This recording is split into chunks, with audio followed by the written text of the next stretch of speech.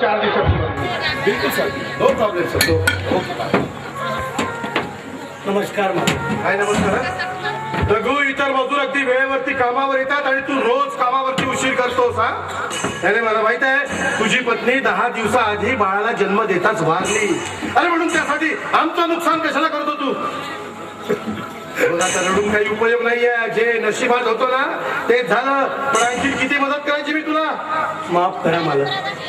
पत्नी गेल्यापासून सगळी कामे मलाच करावी लागतात म्हणून थोडा उशीर होतो मला. अरे पण 10 दिवसाच्या बाळाला तू कामावरती घेऊन येतो हे तुला शोभतं का? तेव्हा उद्यापासून काही महिने कामावर येऊ नको. नाही मालक, असं बोलू नका मालक. मी समजा कामावर आलो नाही तर माझ्या बाळाचं पोट कसं भरणार? तब्येतीसाठी बाळणपणासाठी तुमच्याकडून खूप सारे मी अंगावर पैसे घेतले आहेत मालक. ते केव्हा परत करणार? हे कळतं ना तुला हे सगळं? मग उद्यापासून वेळेवर कामावर येत जा, अन्यथा मला दुसरा मजूर बघावा लागेल. काही मालक नाही, असं करू नका मालक.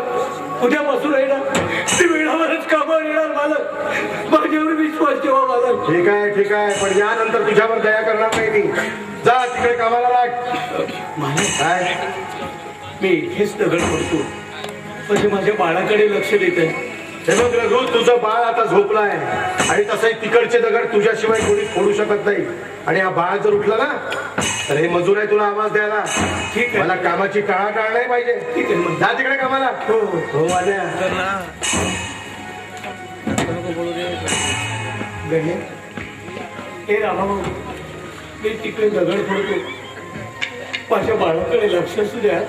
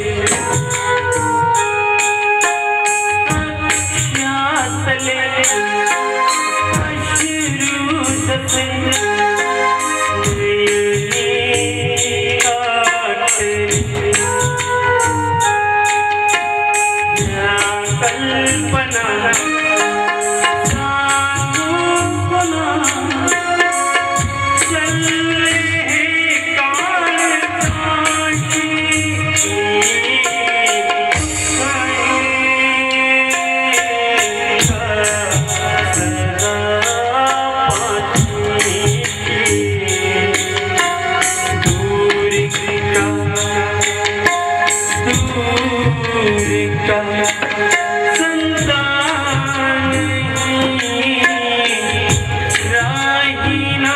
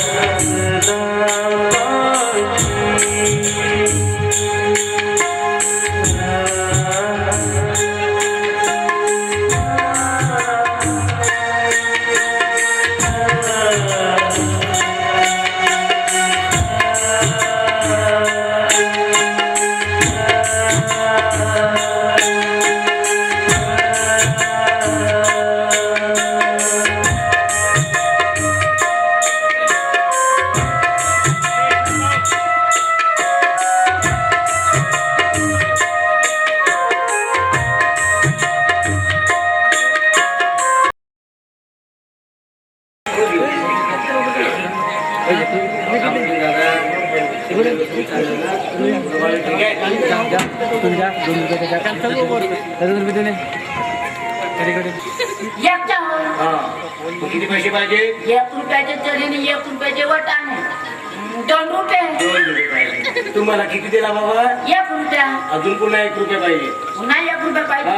आता माझी आजी म्हणाली त्या आजोबाकडे जा म्हणे 1 रुपयाचे चणे आणि 1 रुपयाचे वाटाणे आण म्हणे, म्हणून मी आलो. अरे तुझ्या आजीला काही धंदे वगैरे आहेत की नाही रे बाबा? अरे नेहमी उधारी. अरे आमचाही पोटा पाण्याचा प्रश्न आहे बाबा. काऊनच लोक तुम्ही करता? आता तुमची जुनी ओळखी आहे म्हणत होती ना, देऊन द्या ना. अरे जुनी ओळखी झाली म्हणून काय झालं रे बाबा? बरं ते माझ्या आजीकडून घ्या ना 1 ठीक आहे रुपया. घेऊन घे. चणे आणि फुटाणे. चणे आणि फुटाणे हो. आणि वाटाणे ते खालच्या पुंगीत आहेत का? उंगलीत असतात. आता तुझं काम झालं ना? हा? चल्ली घेते. आजोबा काय आता काय राहिलं? ते श्रीरामभाऊ ठाकरे आहेत ना, हा. त्याला सांगलो माझ्यासाठी एक पोरगी पहा म्हणून, तर नाही पाहिला ते यंदा लग्न करी म्हणून एखादी पोरगी पाहा. अरे बरं झालं त्याच्या तू आठवण काढलास तू. हा? अरे मी तुला सांगणारच होतो. हा. अरे तुझ्यासाठी एक पोरगी पाहिली आहे रे. हा? पण काय बेट्या हा. थोडी चकणी आहे रे. चकणी आहे? हो. चालेल ना, चकणी राव का भोकणी राव का ती आता तळावर दिसवून देताला. अरे वा वा वा वा गड्या मोठा समजलं. अरे सांभाळून रे बाबा सांभाळ.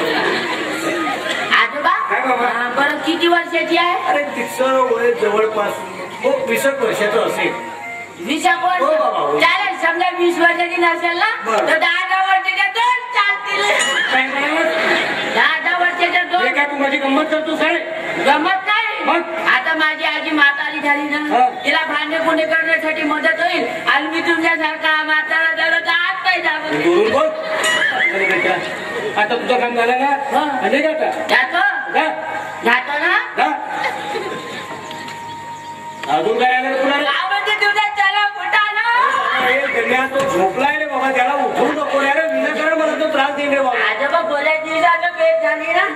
अरे बापरे आजोबा, काय? तुमच्यापेक्षा गोरा आहे. 2 जात वापले. अरे बाबा त्याला 2 वापरत नाही 3 वापर. तुला काय करायचं आहे?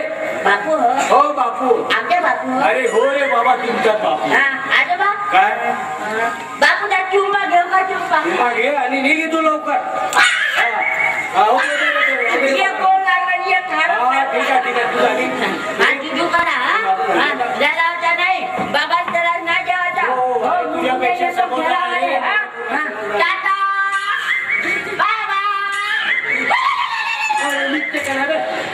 हे बघ, सर्व काही ठीक आहे ना? बऱ्याच दिवसानंतर तुला तुझ्या गरीब मित्राची आठवण नसली. हो, तसंही म्हणायला काय हरकतच नाही. बरोबर आहे. कदाचित मालकाला पैशासाठी पाठवलं असेल. बरोबर ओळखलास. पण कोणत्या तोंडाने तुझ्याकडून पैसे मागू रे? तुला पैसे मागताना माझी मलाच लाज वाटते. अरे चंदू अरे कसला विचार करतो रे बाबा? नाही, किती रुपयाचे चणे घेऊ याचा विचार करीत होतो. चंदू तू सुद्धा आता गण्यासारखा माझी गंमत करायला नाही, तुझी गंमत नाही करतो. अरे त्या चण्यांची गंमत करतो. अरे त्या चण्यांची प्रेम आहे. आता मी त्याने घेणार तुझ्याकडून तेवढे त्याने वेगळे होणार म्हणजे एकमेकांचा प्रेम तुटला की नाही. अरे वेड्या आता निसर्गाचा नियम आहे बाबा. अरे प्रत्येकाला एक ना एक दिवस एकमेकापासून वेगळं व्हावंच लागतं. चंदू ते तुला असं माझ्याकडे पाहतोय. आज तू स्मार्ट दिसून राहिलास म्हणून तुझ्याकडे पाहावंसंच वाटतं. चंदू त्या चण्याप्रमाणे नशिबाने सुद्धा माझी खूप परवड केलेली आहे. मग परवडीच्या गोष्टी जाऊ दे. 10 रुपयाचे चणे दे आणि मला परवड दे. म्हणजे अरे पैशाचं वगैरे राहू दे रे. हे तुला माझ्याकडून समज. धंद्याच्या ठिकाणी धंदा मित्राच्या ठिकाणी मित्र असं नाही चालायचं. अरे पण 100 रुपयाचे सुटे मी कुठून देणार आहे. अरे सुटे होतील तेव्हा देशील ना तू. एक काम करतो तुझ्याकडे जेव्हा 10 रुपये होतील ना तेव्हा तू मला देशील. तुझं असंच असतं. काय चालू जर एवढंच वाटतं ना तर उरलेल्या पैशाचे चणे मी मर्यापर्यंत खाईल. म्हणजे समाधान झालं तुझं. हे समजू शकतो रे माझ्याविषयी तुझ्या भावना. अरे माझी तुला खूप किंमत असेल नाही परंतु मला पैसे देतो. पण माझी अशी परिस्थिती नियतीलाच मांडली असेल तिथे तू आणि मी काय करणार आहोत रे. अगं नकोस मित्रा. अरे तो परमेश्वर आहे ना तुझ्या पाठीशी. अरे सगळं काही तर त्या परमेश्वराच्या ताब्यात आहे रे. बरोबर आहे. आणि म्हणूनच तुझी झोपडी अगदी माझ्याच्या ठिकाणी म्हणजे सावलीवर आहे. म्हणजे येणारे जाणारे तुझ्याकडून चणे घ्यावे तुझा धंदा चालावा तुझं पोट पाणी भागावं म्हणूनच नाही. कदाचित हेच माझ्या नशिबात लिहिलेलं असेल रे. प्रभू काय म्हणते रे तुझ्या बाळाची आणि तुझी तब्येत. चंदू तुला खरं सांगू अरे एकदा तर मी उपाशी बरे पण माझ्या बाळाला कधीच कमी पण दिलं नाही. आणि माझं म्हणशील तर काय रे खोबळी आहे ना खोबळीच माझं दुसरं पाय आहे रे. अख्खं झाल्यापासून माझ्या डोळ्यासमोर सारखी अंधारी येते रे. चंदू मला तर असं वाटतं की मी आंध्र तर होणार नाही ना. बोललो कसं माझं तर सोड तर तुझं कसं काय सांग. तू तर मजेत आहेस ना. नाही मी तर मजेत आहे म्हणा पण माझ्या मालक आणि मालकीन मात्र नाही. म्हणजे तसं काय तुला काही माहितीच नाही. तू खरंच मला काहीच माहित नाही. काय झालं प्रभू मालकीनच्या बाळापणाला 1-1.5 महिना झाला नाही. खरंच त्यांना जुळे झालीत एक मुलगा आणि एक मुलगी. पण मुलगी वाचली आणि त्याच क्षणी मुलगा दगावला नाही. आणि तेव्हापासून आमची मालकीन माझं बाळ म्हणून सतत नाव घोडीत असते. आणि एवढंच नाही तर मालकीनचा प्राण वाचवण्यासाठी डॉक्टरांनी गर्भशयाची पिशवीच काढून घेतली. आणि तेव्हापासून आम्ही तर आमच्या मालकीनशी इतकं खोटं बोलतो की मालकीन तुमचं बाळ जिवंत आहे पण तो अशक्त असल्या कारणामुळे अति दक्षता विभागामध्ये ठेवलं आहे म्हणून. पण प्रभू किती दिवस खोटं बोलायचं नाही. बरोबर किती दिवस खोटं बोलायचं.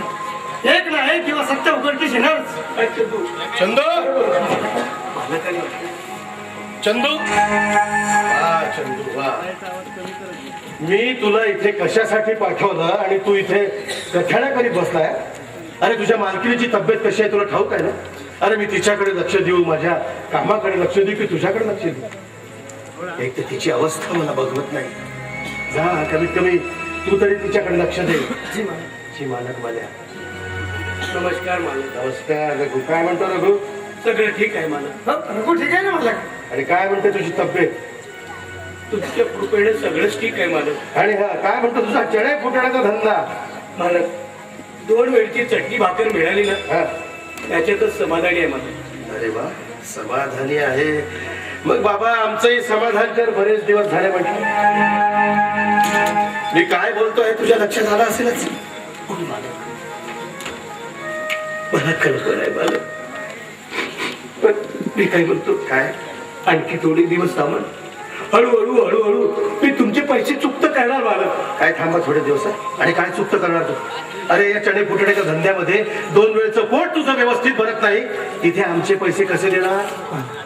माझ्यावर विश्वास तर ठेवा मालक. अरे बाबा तुझ्यावर विश्वास ठेवलाही असता जर तुझ्याजवळ काही देण्यासारखं असतं तर. कसा करायचा विश्वास.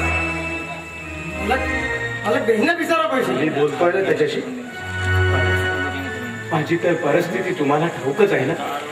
रघु परिस्थिती ही प्रत्येकाची बिकट असते पण माणसाला त्याही परिस्थितीतून मार्ग काढावा लागतो. पण तू काही काळजी करू नकोस, तो मार्ग मी काढलाय. हे बघ रघु, तुझी ही जागा, तुझी ही झोपडी गावाच्या अगदी मध्य ठिकाणी आहे, म्हणजे बाजाराच्या ठिकाणी आहे.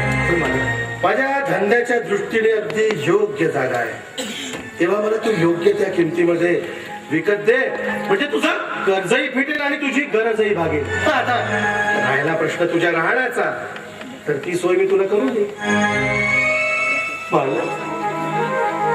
ही झोपडी, ही विधवा जागा, हीच माझ्या व माझ्या बाळाच्या टिचपट पोटाची भाकर आहे. मला माझ्यावर दया करा ना. मला दया रघु, तुझ्यावरती दया करीत आलो ना, म्हणून आजपर्यंत थांबलो. आणि अशीच जर दया करीत राहिलो ना, तर एक वेळेस माझ्यावरती भीक मागण्याची पाळी येईल. आणि दया करा, दया. मला फक्त 2 महिन्याची मुदत द्या. मला नाही, माझ्यावर विश्वास ठेवा. मला मी तुमचे पैसे चुकत करणार. मला रघु 2 महिन्याची मुदत मागताय. हा, मला फक्त 2 महिन्याची तर गोष्ट आहे. मला फक्त 2 महिन्याची मुदत द्या. मला ठीक आहे, ठीक आहे. तुम्ही समजता तेवढा पाषाण हृदय नाहीये मी. हे बघ रघु, मी तुला 2 महिन्याची मुदत देतो. आणि या 2 महिन्यात जर तू माझे पैसे दिले नाही ना, तर मग मात्र तुला माझ्या मताप्रमाणे वागावं लागेल. ठीक आहे, मला मान्य आहे.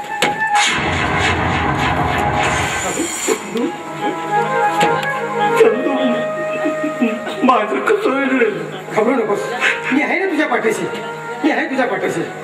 मी समजावतो मालकाला.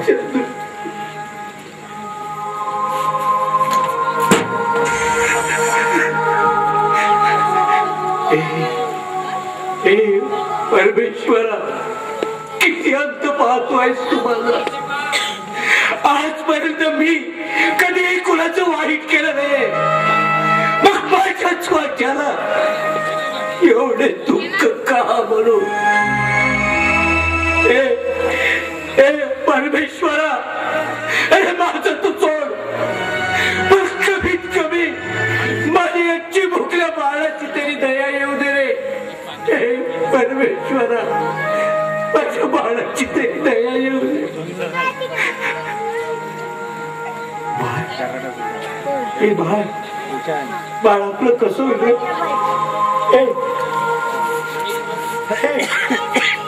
हे बाळ, बाळ, हे बाळ, अशा बाळाला काय केलं? बाळ रडत का रे?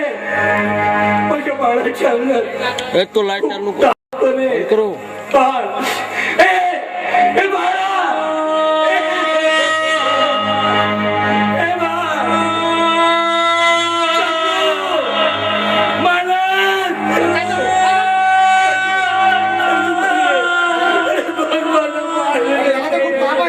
याला दवाखान्यात द्यायला पाहिजे.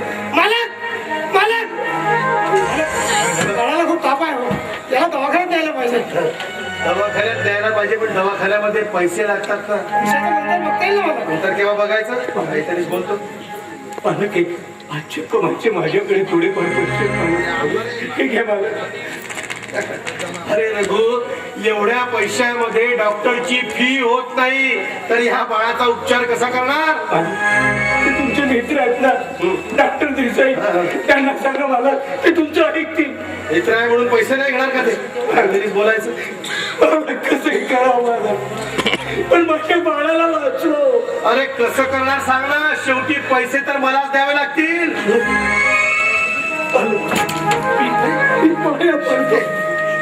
भीक मागतो, मला हात पसरतो, पण माझ्या बाळाला वाचवा.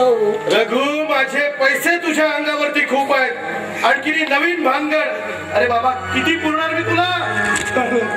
मी माझ्या जीवाचा रान करेन मला, पण तुमची पहिलं मी चुकत करेन मला. पण माझ्यावर विश्वास ठेवा, पण माझ्या बाळाला वाचवा मला. मी तुमचे उपकार कधीच विसरणार नाही. उपकार रघु, माझे उपकार तर तुझ्यावरती खूप आहेत. अरे हे तुलाही चांगल्या पद्धतीने ठाऊक आहे. ठाऊक आहे ना? मग आता माझं एक म्हणणं आहे. आता तू माझ्यावरती एक उपकार कर. मी काही करायला तयार आहे. काहीही करायला तयार आहे हो, मालक. मग नाही नाही म्हणायचं मालक, मी माझ्या बाळासाठी मी माझा प्राण सुद्धा द्यायला तयार आहे. बरोबर बोलला रघु, बरोबर बोलला. मला तुझं प्राणच हवाय. म्हणजे मी काही समजलो नाही. काय म्हणायचंय तुम्हाला? मी समजू. हे बघ रघु, तुझ्या या बाळाचा उपचारच काय, तर या बाळाच्या आयुष्याची संपूर्ण जबाबदारी मी घेतो. हा केशवराव भावे. आणि आता मी तुला भीक मागतो की तुझं हे बाळ, तुझी ही संतान मला दे.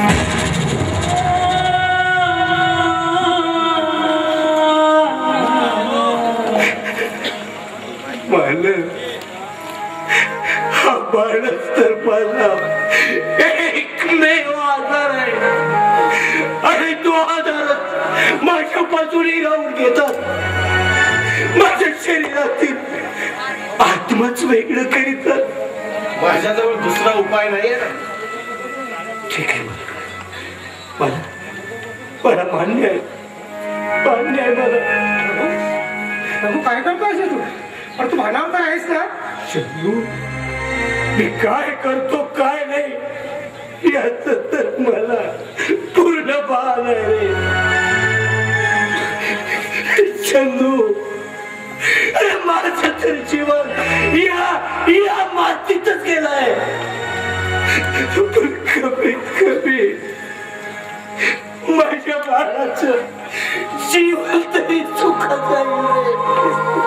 वा रघु, वा रघु, मी तुझा खूप आभारी आहे.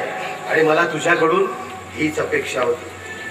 चंदू आणि रघु, तुम्हा दोघांनाही माझी शपथ आहे.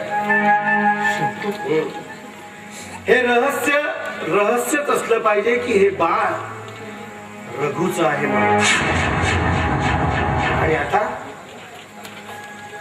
आता हे बाळ माझं आहे. माझ्या जानकीच आहे. आणखीन एक राहील. रघु, मला तुझ्याकडून एक वचन हवं आहे. वचन? कसलं वचन? मला तुला या बाळाला कायमचं विसरावं लागेल.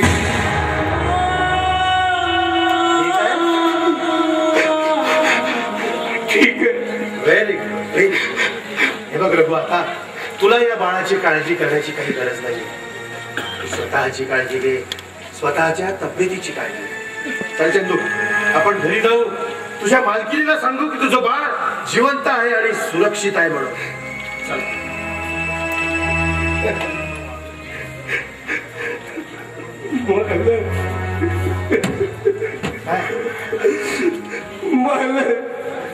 मी माझ्या बाळाला एकदा डोळाभर पाहिजे म्हणतो.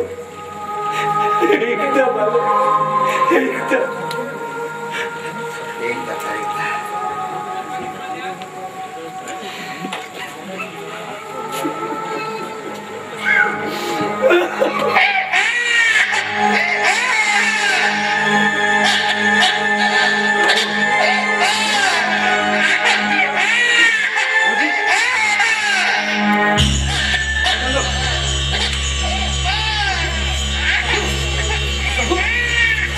रघु तू ठीक आहेस? तुला काय होतं रे? मी ठीक आहे. मला काहीच होत नाही. मी ठीक आहे. चंदू, अरे तूच माझ्या जीवाभावाचं आहे. माझ्या सुख दुःखाचा वाटेकरी फक्त तूच आहे. मी तुला विनंती करतो चंदू, तू माझ्या बाळाची काळजी घ्यायची. मी काळजी घेते. तू माझ्या बाळाची काळजी घे. पण तू मात्र स्वतःची काळजी घे.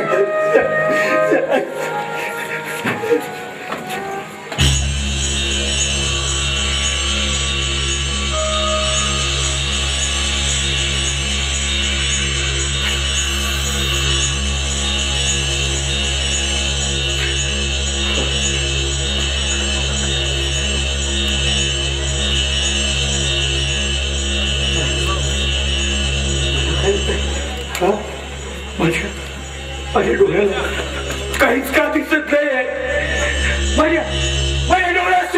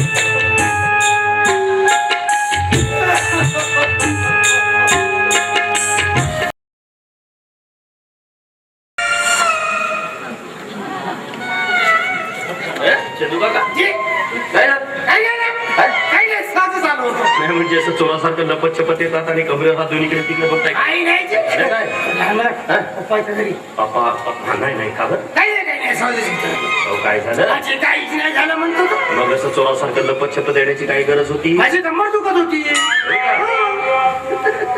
तुम्ही पण जेवण लहान मला आता काय राहिलं तुला तुमच्याशी एक महत्वाचं काम होतं काय तुमच्याशी एक महत्वाचं काम होतं. माझ्याशी कशाबद्दल एका व्यक्तीला तुम्हाला मनापासून भेटण्याची इच्छा आहे. मला जी काय चंदू काका माझ्याशी काय काम आणि पुण्यात त्याचं थांबा थांबा. ये मित्रा ये. चंदू काका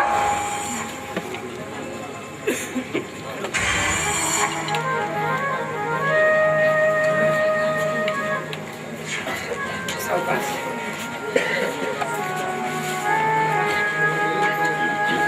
जी पुण्यात आहे? हा माझा मित्र रघु याचं नाव आहे. आधी आपल्या इथेच मजूर म्हणून कामावर होता. जी नमस्कार मला खूप गरीबावर विचार आहे. आणि बघा ना एका मागून एक याच्यावर दुःखाचं संकटच कोसळलं बघ.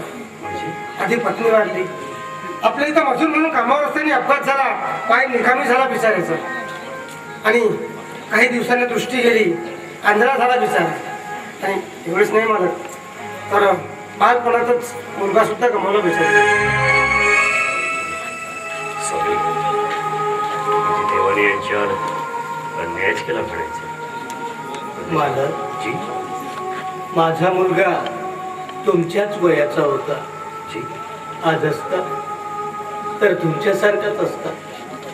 खूप दिवसापासून तुम्हाला एक ना एक दिवस भेटेल असंच वाटत होतं. आणि आज भेट झाली हा असंच म्हणायचं होय मला सॉरी चंदू काका यांना बसायला सांगा आणि यांच्यासाठी नाश्ता पाण्याची सोय अरे बंडू ठीक आहे नाही मला जी मला इथून लवकर गेलं पाहिजे.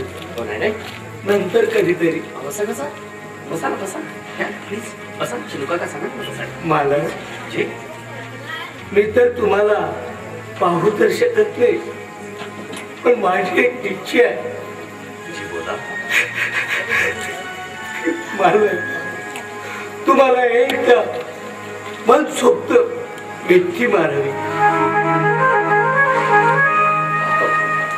यात काही होतं या ना या मिठी जेवता राखला बघ तू मित्रासोबत हे कोण आहे? कोण रघु तू रघु मी तुला सांगितलं होतं माझ्या घरी कधीच पाय ठेवायचा नाही म्हणून. असं करायला होता तुम्ही त्या विचारावर असं करायला होता भाऊ आणि विचार अरे हा चोर आहे चोर होय याने एकदा आपल्या घरी चोरी केली होती. अशी लोक आपल्या परिस्थितीचं प्रदर्शन मांडतात सहानुभूती मिळवतात आणि मग जवळीकता साधून आपला स्वार्थ साधतात. अशा लोकांपासून केव्हाही दूर राहिलेलंच बरं बेटा. आणि हे बघ रघु पुन्हा माझ्या घरी पाय ठेवायचा नाही. चालता हो नालायक कुठला.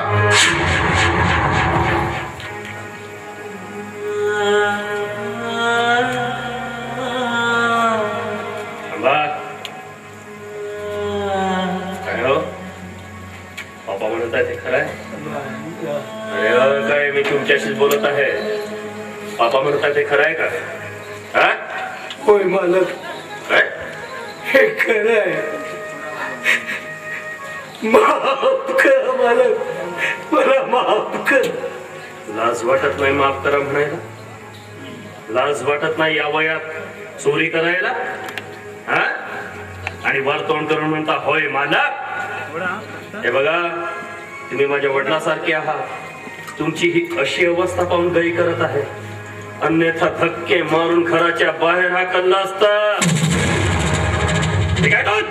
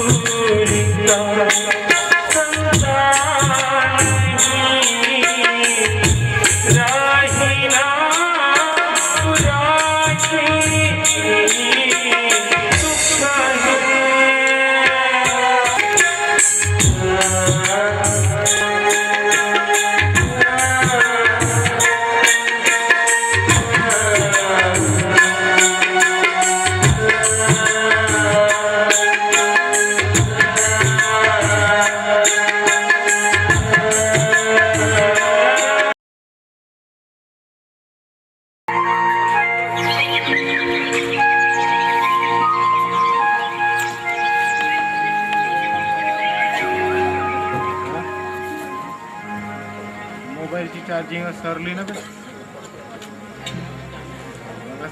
पाहिला असं तुला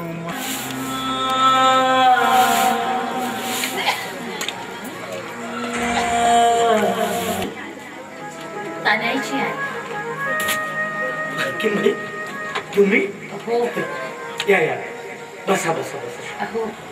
थांबा थांबा मी खाटेवर चादर टाकतो. नाही रघु, असू दे, मी बसते ना खाटेवर. असं कसं म्हणतात तुम्ही माझ्यासारख्या गरीबाच्या इथं आहात. थांबा आता आणतो.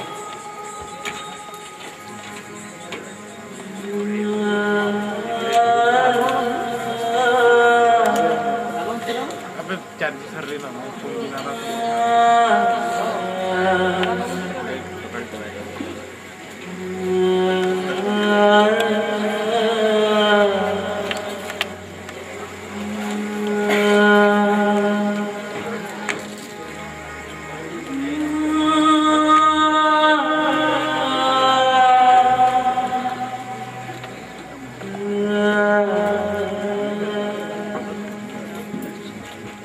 बसा माझे पालकीनबाई माझ्या घरी आल्या.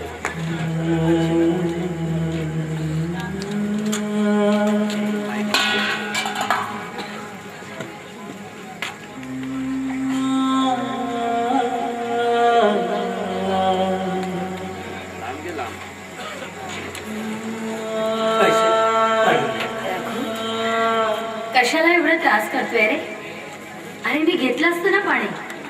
या त्रास कसला? आम्हासारख्या गरीबाच्या इथे तुमच्यासारख्याचे पाऊल पडलं म्हणजे आमचंही भाग्य.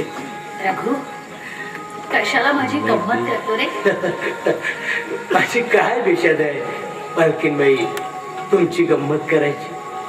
थांबा मी चहावाल्याला जरा चहा सांगू. नाही रघु, चहा वगैरे नंतर कधीतरी. पण मी काही नाही. मला सांग, तू कसं आहे? ठीक आहे, सगळी तुमचीच कृपा. कृपा नाही रघु, अकृपा म्हण. काय बोलता तुम्ही? मला काही समजलं नाही. काय म्हणायचं आहे तुम्हाला? रघु, रघु, तू माझ्यापासून कितीही लपवण्याचा जरी प्रयत्न केला ना, तरी मला चंदूने सगळं काही सांगितलं नाही. रघु, रघु, मला सांग, तू आमच्याकडे चोरी केली? हो खरंय, मी चोरी केली. खरंय. कशाला कशाला खोटं बोलतोय रघु? खोटं बोलून तुला काय साध्य करायचंय? एवढ्यासाठीच ना की ते तुझे मालक आहे? एवढ्यासाठीच ना की तुझं खरं बोलणारी ते खोटे ठरतील? एवढ्यासाठीच ना की तू आमच्या उपकाराच्या ओझ्याखाली दबलायस? एवढ्यासाठीच? नाही नाही नाही नाही नाही, तसं काही नाही. तसं काही तसंच आहे नाही. रघु, तसंच आहे. ठीक आहे रघु, मला सगळं काही समजलेलं आहे. पण मला फक्त एक कळत नाही की त्यांनी तुला चोर का म्हटलं? कदाचित आमचा गैरसमज झाला असेल किंवा कुणीतरी माझ्याविषयी उलट सुलट सांगून भडकवलं असते. काय रघु, तुझ्यासारख्या देव माणसाचं या जगात या जगात कोण वैरी असणार नाही जे तुझ्याबद्दल त्यांना भडकवते. मालकीनबाई, या जगामध्ये प्रत्येकाचा कोणी ना कोणी वैरी असतो. माझा एक वैरी आहे. कोण आहे? कोण आहे तुझा वैरी? तो परमेश्वर. तोच माझा खरा वैरी. नाही रघु, असं बोलू नको रे, असं बोलू नको. प्लेन लाईट दे बंडू. अरे तो आहे म्हणून तर आपण आहोत रे. तो सगळ्यांचा करता करवीत आहे. म्हणूनच तर तो माझ्याशी असं वागलाय. शांत हो, शांत हो. तुझ्या भावना मी समजू शकते रे. खरंच खरंच त्या परमेश्वराने तुझ्यासोबत खूप अन्याय केलाय रे. आणि आता केशवराव भावेसारखे माणसं तुझ्यावर अन्याय करू लागले. असं बोलू नका बाईसाहेब. खरंच त्यांचे तर माझ्यावर खूप उपकार आहेत. रघु, रघु, त्यांनी तुला चोर म्हणून तुझा जे अपमान केलाय ना, तुला घराबाहेर हाकलले, त्याबद्दल मी माफी मागते रे. नका हो, त्यांना क्षमा कर. असं बोलू नका हो, असं बोलू नका.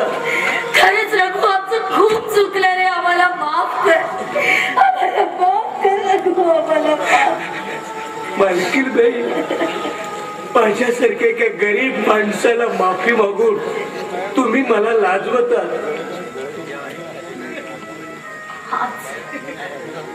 हाच तर तुझा मोठेपणा आहे रे. अथांग सागराप्रमाणे तुझं मन मोठे. दुसऱ्यांचे पाप दोष पोटात सामावून घेणारा, पण त्याची तक्रार मात्र कुणासमोर करायची नाही. रघु, हे बघ, तू कसलीही काळजी करू नको रे. तुला काहीही लागलं ना तर तू मला सांग रघु. मी संकोचपणे सांग. काहीही लागलं तर सांग. येते मी. नमस्कार. नमस्कार मालकीनबाई.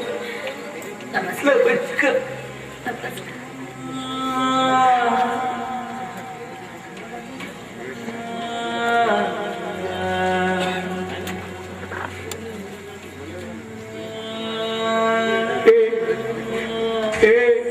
परमेश्वरा, माझ्या मालकीनी बाई सारखी माणसं या जगामध्ये जन्माला घातलं तर या जगाचं सोनं व्हायला जरासही वेळ लागणार नाही.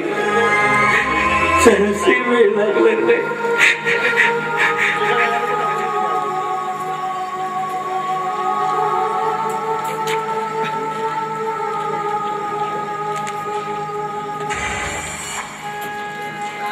रघु, हे रघु. अरे मला नाही ओळखलास तू? अरे मी चंदू. बरोबर. अरे कसा ओळखशील रे तू? खूप मोठ्या मनाच्या विशाल मनाचा माणूस झालास ना. कसली चिंता नाही. एकटा जीव सदाशिव. रोज सुखाचा पाहुणचार खातो, त्या दुःखाचा भाग, यातच्या पोळ्या, वेदनेची भाजी, मनस्तापाचा रायता आणि अपमानाची घी. मग कसा ओळखशील रे तू? बरोबर आहे. अरे मूर्ख माणसाला कसं ओळखणार? अरे कामच मूर्खासारखा करतोस तू. काय केलं मी? काय केलं? काय केलं म्हणजे जसं काही तुला काहीच माहित नाही. अरे वेड्या, अरे मालकीनबाई इथं येऊन गेल्या. अरे त्याला सगळ्याची काय करत होती? मालकीनबाई झाल्या होत्या ना? अरे मालकीनबाई नाही तर मी त्यांना सुद्धा सांगून टाकलाय की त्या दिवशी तुझ्यावर चोरीचा खोटा आला होता म्हणून.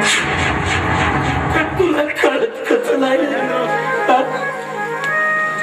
अरे मालकीनबाईला सांगितलं तर सांगितलं, पण तनयला सांगायला नको होत रे. अरे पण एक ना एक दिवस सत्य उघडकीस येणारच आहे ना. अरे पण त्याच्या मनावर काही विपरीत परिणाम होऊन घरामध्ये वितंड वाद निर्माण झाला तर मालकीनबाईची कशी बसी मी समजून घातली, पण त्याला कसं समजवायचं? अरे अरे त्याच्या मनात अनेक विचार येतील याची कधी कल्पना केलास तू? आणि चंदू, हे सगळं मालकाला माहीत झालं ना तर आधी तुझं नाव समोर येईल आणि तुला लवकर येऊन मुकावं लागेल याचा कधी विचार केलेला एवढंच ना, एवढंच होईल ना. अरे याची तर मला मुळीच परवा नाही. अरे मला परवा, पण तू त्यांच्यासाठी एवढं काही करू नये. तुला काय मिळालं रे? काय मिळालं? चंदू, असं बोलू नकोस रे. अरे खरंच, अरे त्यांचे तर माझ्यावर खूप उपकार आहेत रे, उपकार. उपकार उपकार उपकार. अरे ते तर केव्हाच फेडलायस तू आणि आता तर तुझे त्यांच्यावर उपकार आहे. त्याबद्दल काय मिळालं रे तुला? काय मिळालं? मनस्ताप, यातना, दुःख. प्रभू, त्या ठिकाणी मी जर असतो ना तर केव्हाच तुझं ऑपरेशन करून तुझी दृष्टी परत मिळवून दिली असती. आणि म्हणतोस त्यांना सांगायला नको म्हणून. खरंच प्रभू, मी तर वचनाच्या बंधनात बांधले गेलो रे. नाहीतर हे सांगून टाकलं असतं की तू तनेचा बाप आहेस म्हणून. नको रे, नको. अरे तुला माझी शपथ आहे रे, यातलं काही सांगू नको. पण प्रभू, त्या दिवशी तुझ्या मुलाकडे झालेला तुझा अपमान मला नाही सहन झाला रे. नाही सहन झाला. असं काय रे? ते तर 2 दिवसाचं पाऊल आहे. अरे केव्हा माझं देवाघरी बोलवलं होईल आणि केव्हा माझी प्राणज्योत मानले सांगता यायचं नाही. विचार माझा नाही रे, तर तळेच्या आयुष्याचं करायचंय. त्याच्या डोक्यावर दुःखाचे सावट कधी पसरू देऊ नको.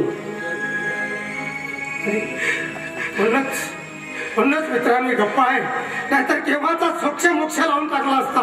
चंदू, मी तुला विनंती करतो, अरे तू गप्पच राहा. अरे गप्प राहण्यातच आपलं भलं आहे, तणायचं भलं आहे. प्रभू, तू म्हणतेस ते खरं आहे रे, पण म्हणजे काय नाही, काही नाही रे. काही नाही, सहजच बोललो. सहज नाही. पण म्हटलं तर एकदम किती निश्चित चेहरा केलास. काही नाही रे, तुझी गंमत केली मी आज थोडी. हा बरं, असू दे. प्रभू, काय म्हणतो रे तुझा चणे फुटाण्याचा बिझनेस? चंदू, तुला खरं सांगू, अरे या जगामध्ये माझ्यापेक्षा तुला दुसरा कोणीच ओळखू शकत नाही रे. अरे तू माझ्यापासून काहीतरी लपवतोय. हे चंदू, अरे बोल ना. अरे असं गप्प कायस तू?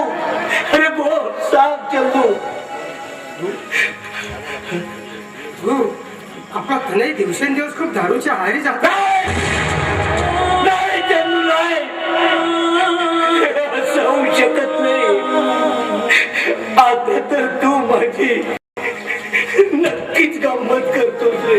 खरंच मित्रा, ही जर गंमत असती ना, ही जर गंमत असते तर खूप बरं झालं असतं रे. खूप बरं झालं असतं. नाही रे चंदू, नाही. तू त्याला सावर रे.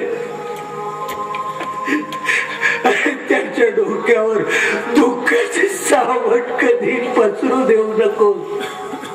अरे तू त्याच्या पाठीशी खंबीरपणे उभा राहा. अरे चंदू, अरे तू माझी काळजी घेण्यापेक्षा आपल्या तनयची काळजी घे. तुझं ऐकेल रे तू. हे चंदू, ते काय सांगतो तू ऐकतोस ना? हे चंदू, चंदू, ए चंदू, अरे चंदू.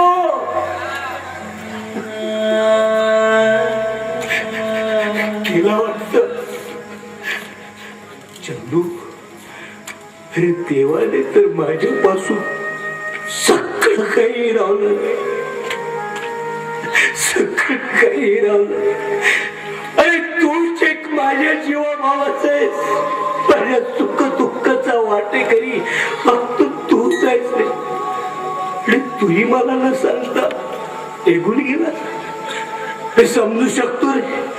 कदाचित कदाचित ही माझी दशा आहे ना, ही दशा तुला पाहावला जात नसेल म्हणून तू गेला. ठीक. ए परमेश्वरा, आजपर्यंत मी तुला कधीच काही मागितलं नाही, कधीच काही मागितलं नाही, पण आज हात सोडून भीक मागतो. आज तने माझ्या जवळ नसणारा तरी मी खूप समाधानी आहे, खूप समाधानी आहे. पण माझ्या तळायला मात्र अनिष्ट गोष्टीपासून मात्र दूर ठेव परमेश्वरा, दूर ठेव.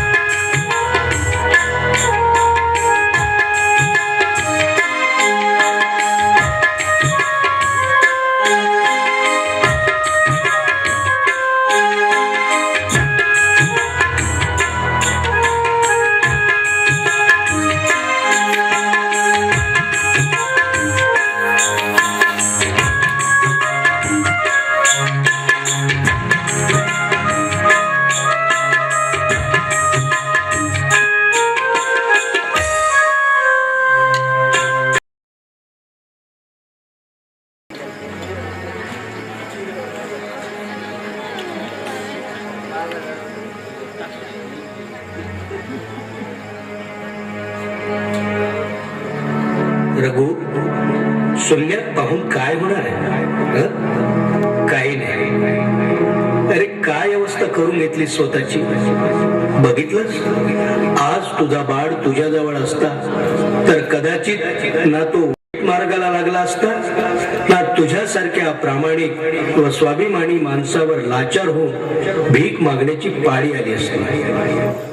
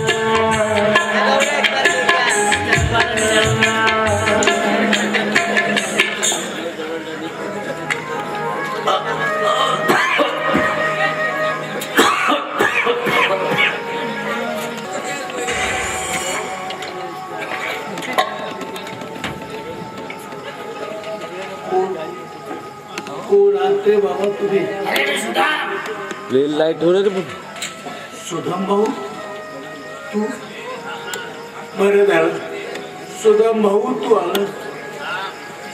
अरे माझी तर परिस्थिती तुला ठाऊकच आहे. वाटलं होतं रे की चणे फुटाणे विकून कसं बस आपलं पोट भरे, पण लोक सुद्धा माझ्या आंधळेपणाचा फायदा घेतील असं वाटलं नव्हतं रे. 5 रुपयाची नोट देऊन 10 रुपये सांगून माझी फसवणूक करायची. तसे आता माझा जीव मला सांभाळणं कठीण झालंय. तिथे चणे फुटाणे विकायचे तरी कसे आणि धंदा तरी कसा चालवायचा. म्हणून तुझ्या माझ्याकडून 5-2 रुपये मागायचे. पण देव आपल्या जवळ जोपर्यंत मला बोलवत नाही ना तोपर्यंत कसं बस जीवन जगायचं. मग आज 2 दिवस झालेले या पोटात चालण्याचं कारण येत होतं भाऊ. 5-2 रुपये असतील तर देणार सुद्धा भाऊ देणार. खूप उपकार सुद्धा भाऊ देणार. 5-2 रुपये असतील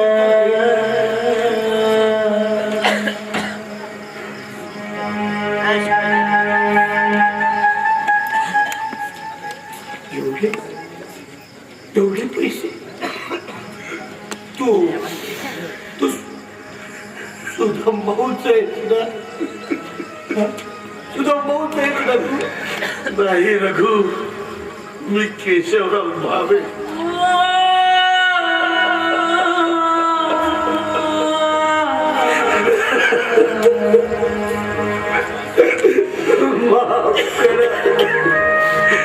माफ करा मला माफ करा.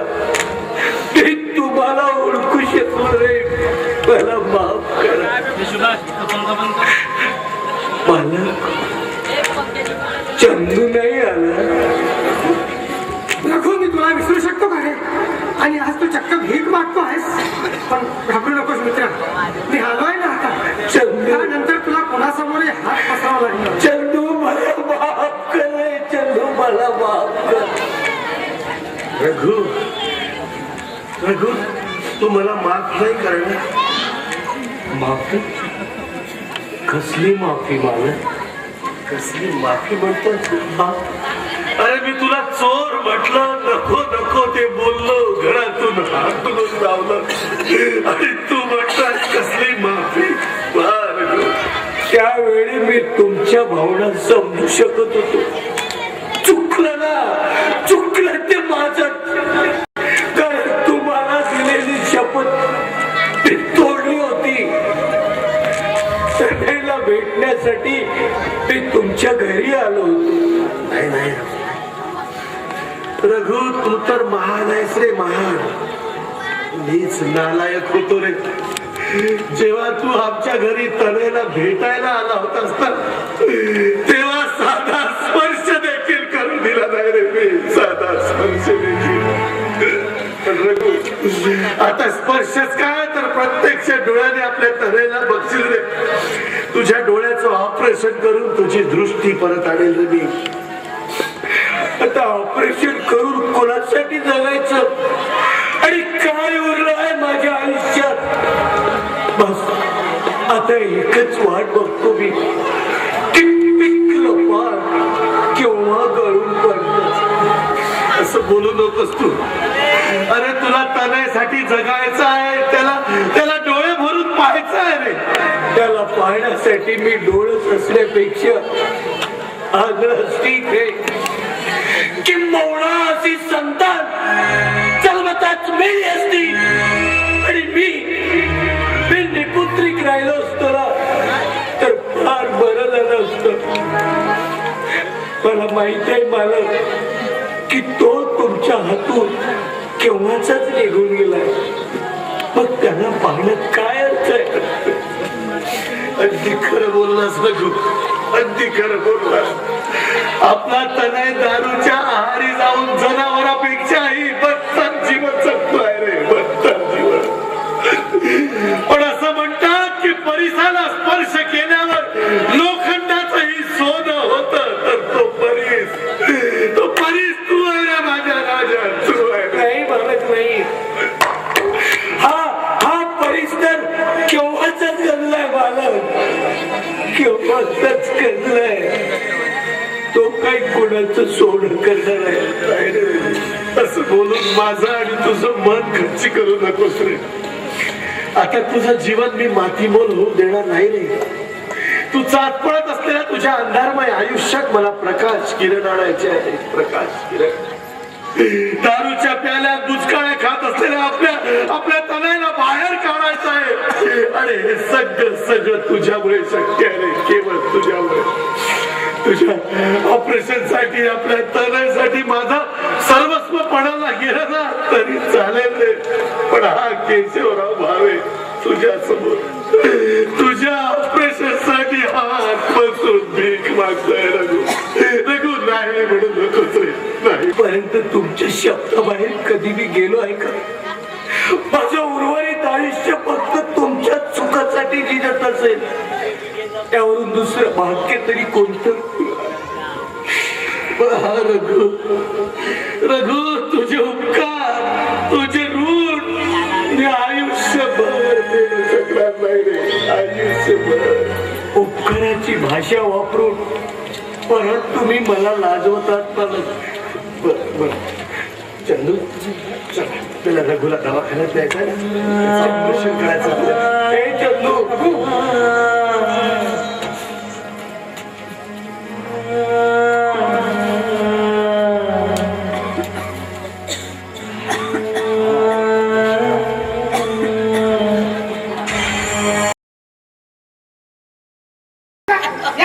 या मला जानकी, जानकी, आता तनयला बघा म्हणून मी रघुच्या डोळ्याचं ऑपरेशन करून त्याला आपल्या घरी.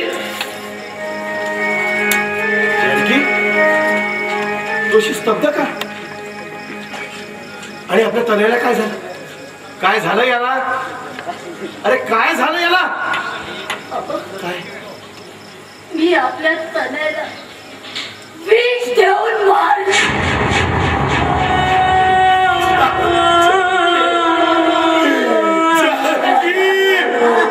काय केलंस का तू?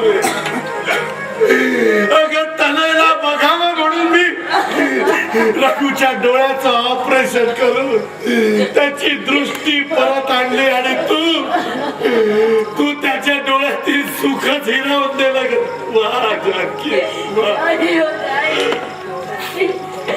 मी आपल्या तनयला मारलं नाही, त्याला मुक्ती दिली मी. तो तर आपल्यापासून केव्हाचा दूर निघून गेला होता. आपल्या तनय जिवंतपणीच नरक यातना सोसत होता आणि ते मला बघवलं गेलं नाही म्हणून या नरकातून मी त्याची कायमची सुटका केली. कदाचित आपली प्रेमळ कूस त्याला आवडली नसावी, पण आता परमेश्वराच्या खुशीत तो नक्की सुखावेल.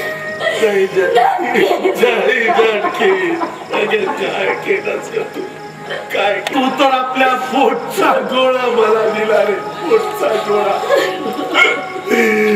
मी त्याला चांगले संस्कार देऊ शकलो नाही आणि आपल्या तनयला गमावून बसलो रे.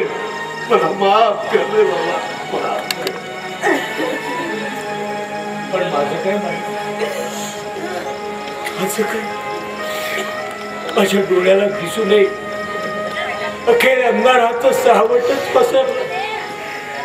चंदू, अरे माझी दृष्टी परत आणण्यासाठी तुझा हा चंग, तुझा खटाटो अखेर वाया गेला रे. अरे हे संकट पाहण्यापेक्षा मी आदर असतो ना, तेच योग्य झालं असतं. कमीत कमी दुःखाच्या तीव्रतेची मला जाणीव झाली नसती. तर बेटा बाळ, हा तुझा अभागी बाळ कित्येक वर्षापासून तुला पाहण्यासाठी आसुसलेला होता, तुला प्रेमाने मिठीत केल्यासाठी आतुर झाला होता. अरे तुझ्या तोंडून बाबा हे शब्द ऐकण्यासाठी माझे कान अधीर झाले होते, पण ते भाग्य नशिबाने माझ्यापासून हिरावून घेतले.